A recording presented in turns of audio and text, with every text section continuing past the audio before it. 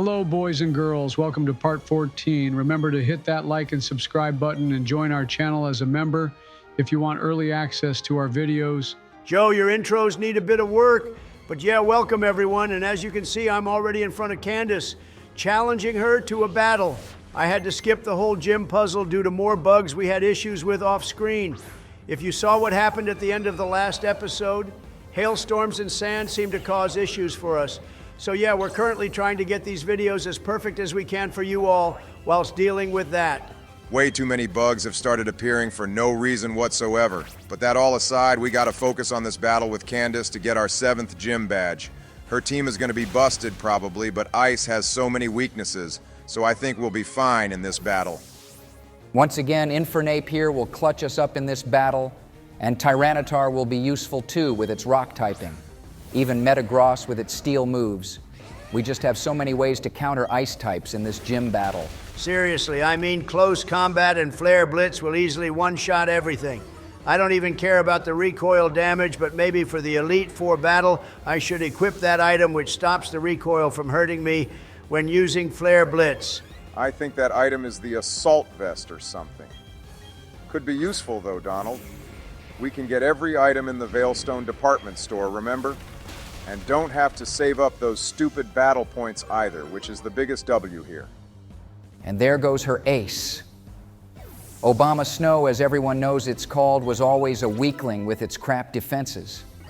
You guys actually used one back in the normal Platinum version, and whilst its snow warning saved you a lot, its actual battling skills were pretty bad to say the least. Okay, and the bullshit begins from here on out, boys.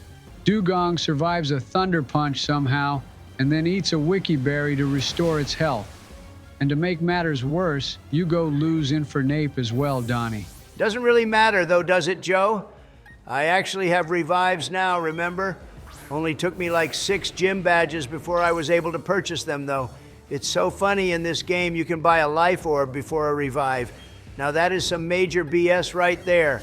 I don't think that's entirely true, but I see where you're going with that statement. The devs need to really make revives purchasable right from Sand Gem Town or at the least Orberg City. Agreed, and we don't even get max revives at all. I think you can only find them on the ground but can't buy them, which is weird. They have definitely nerfed the healing items in this game for whatever reason. Either to be funny or just to make the game harder for us. It's to make the game harder for us. And hey, Metagross is doing great in here. Candice is sending out Glacian though, and the more I see this Pokemon, the more beautiful I think it is. It's so pretty. And it's about to wreck Metagross. I couldn't be bothered to heal in this battle because it wastes time and I'll probably win anyway.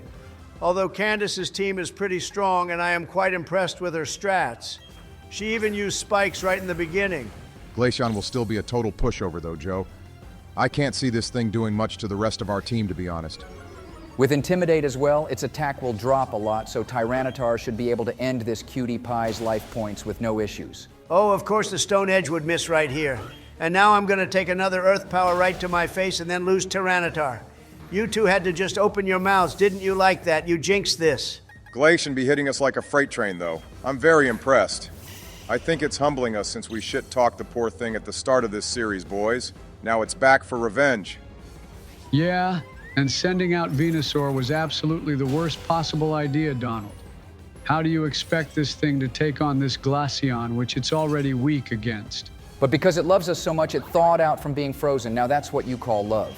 Boom, the sleep powder hit too. I so got this with Venusaur, boys. Candice put up a good fight, but once again, I proved to be the superior god-tier trainer. I beat her faster than Ash did even. You're a god tier at over-leveling and that's about it. Only I'm allowed to over-level because I'm a bad trainer myself and will happily admit that. After this though, shit is about to go down for real with Team Galactic. We gotta storm their base. Yeah, it's gonna be like when the FBI stormed. Joe, don't even finish that sentence, homie. Donald will ban you and then worse things could happen. Anyway, he did beat Candice finally, so now we need to head back to Veilstone City and save the world. I'll give you a fun fact about this gym though, which is you can solve the entire puzzle without having to battle a single trainer in here. Although I had to use other undisclosed means because I got soft locked and didn't know what to do and couldn't even move. Talking of moving, we forgot we were supposed to go save Barry at the lake. He's getting slammed by Jupiter as we speak. Poor guy is really getting a humbling in this series. To be fair to him, she's strong in this game, so I have nothing bad to say. He did his best probably, and his team is decent too. He did his best, but he could have done better. His dad would have won, so he's definitely not at his skill level. I doubt he ever will be, to be honest. But I'd love to see Donald battle Palmer in an all-out battle if that's possible. Obviously, I'd win. And I'm pretty sure that little simp uses legendaries, which is something I don't do. So yeah, he's a cheater too. Doesn't really make him look so good, does it now, Obama? Says the person who would use God on his team any chance he gets with all the plates so nothing affects you. You're going to play Legends Arceus one day, Donald, and I know.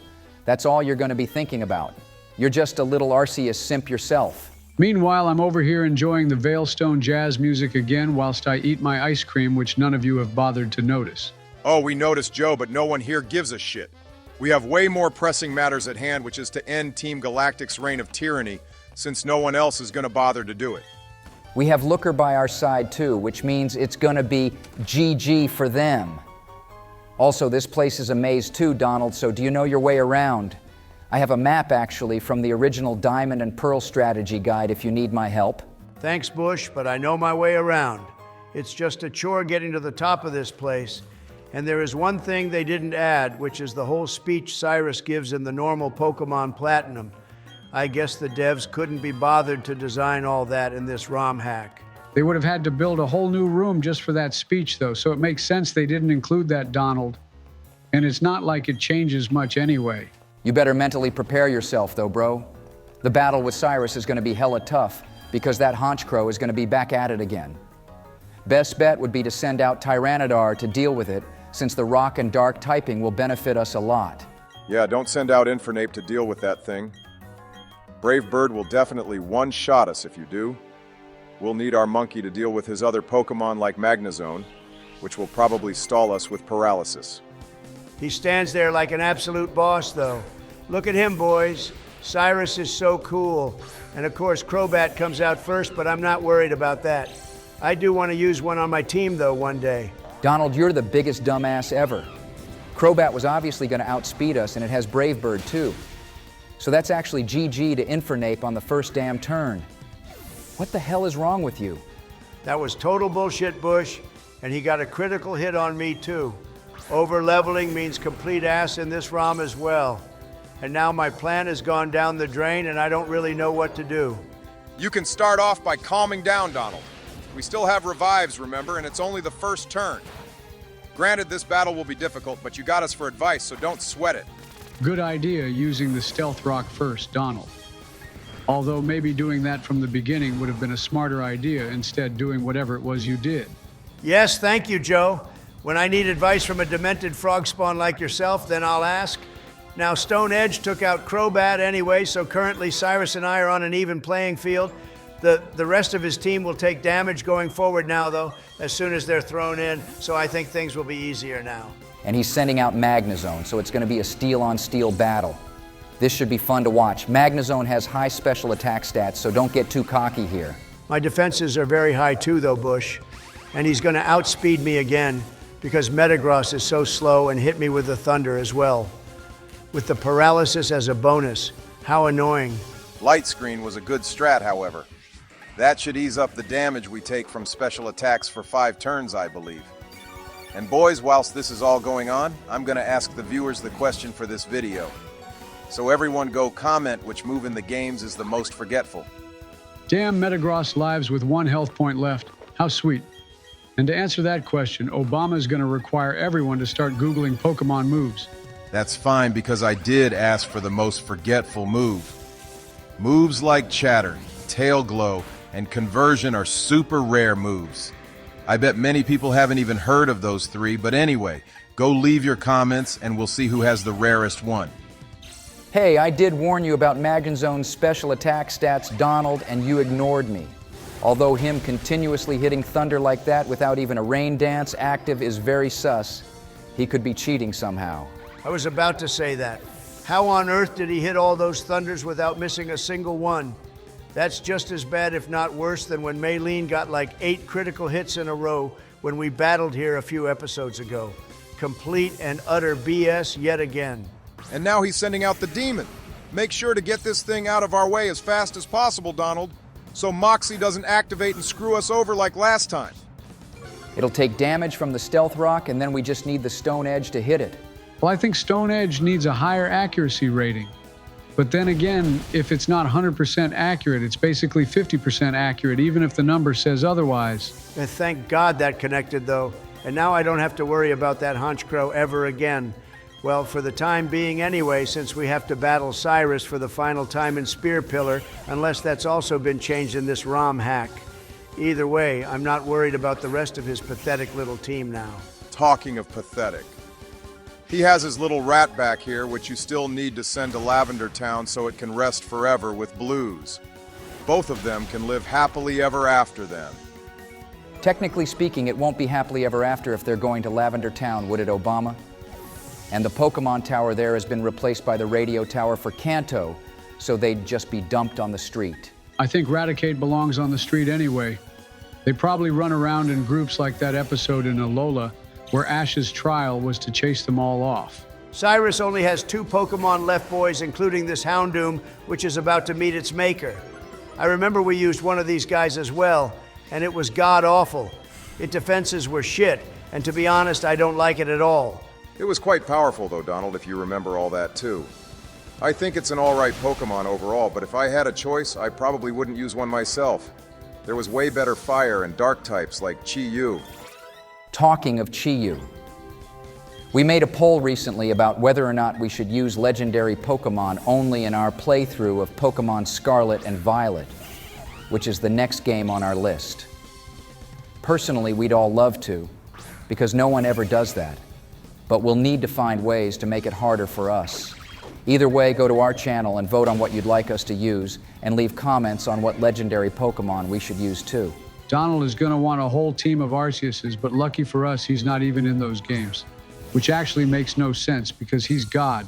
I just got outsped by a Weevil who used Aerial Ace and one-shot my Infernape again in this battle. The pile of shit is getting bigger and bigger as this game goes on, guys, and I'm really not happy about it. You beat him now, though, Donnie, so well done. But don't get too comfortable, because you remember what we have to do next, right? Oh God, yeah, that other blue-haired buffoon will want to challenge me again for no reason whatsoever. I don't need things like that wasting my time when the world is about to get ripped apart by a time-space hole. Saturn knows he's going to lose, so why bother battling me for a 3rd time even? At least Cyrus was kind enough to give us the Master Ball, which is odd, because surely he'd want to use that to catch Dialga or Palkia. That way they'd listen to him, and he wouldn't have to use the red chain on them. Even if he used the Master Ball, they still wouldn't listen to him to that extent, Bush. They wouldn't go and create a new universe after being told to by some human. Only Arceus can give them that command. Yeah, the red chain is basically Arceus's power in chain form, which is also very weird, to be honest. Why even have that as a thing to begin with? But anyway, he has to use the red chain on them, so they're forced to do his bidding.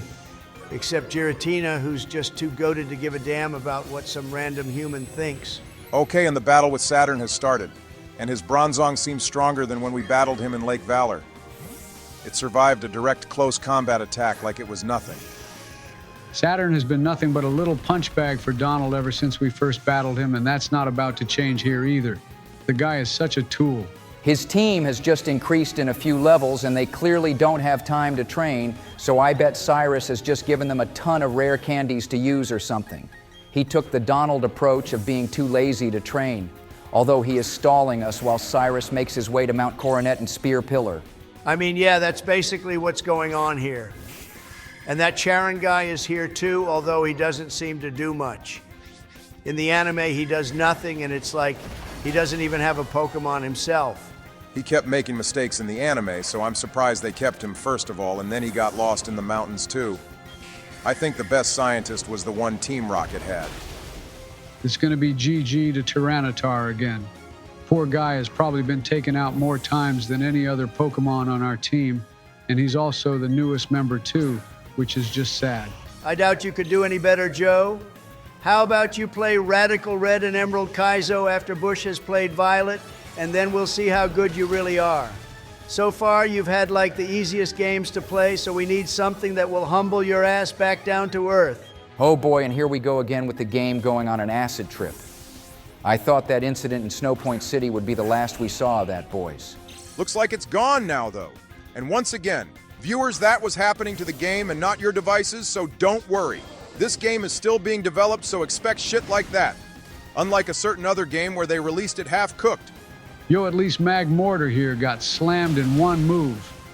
This thing was a pain in the ass before, since it has a counter to every type, basically with moves like Thunderbolt, and even moves to deal with rock and ground types. He still has 3 Pokemon left, though, and he's basically on his last legs and probably has no idea what to do next. Bronzong was half dead, so it was never going to be an issue, and I'm confident his Toxicroak will get slammed as well. I feel like this battle shouldn't even exist, to be honest, because we only just battled Saturn like 10 minutes ago in real life, if you think about it. And now here we are again, and his team is slightly different too. He loaded them up on even more rare candies as well. Guy is coping hard, and he knows he's lost, so he should just surrender and let us release the poor Lake Guardians. Which, by the way, was such a stupid idea on their behalf, because those 3 help us beat Team Galactic and Spear Pillar. So what you're saying is Commander Saturn caused Team Galactic's downfall by letting us release Meesprit, Uxie, and Azo? I mean, that's an interesting theory. I think I lost all my remaining brain cells after hearing you pronounce those Pokemon names, Bush, but I beat Saturn yet again. I wonder what the fool is thinking about this. His Toxicroak could still sweep us, Donald, so be careful. Not when it meets my Flare Blitz, it's not. And GG right there, boys. And with that, I need a nap now. Go like and subscribe and all that. You know the drill by now. That was literally the worst way to end a video. Donald, seriously, bro, you could have done it with more manners and politely, you know.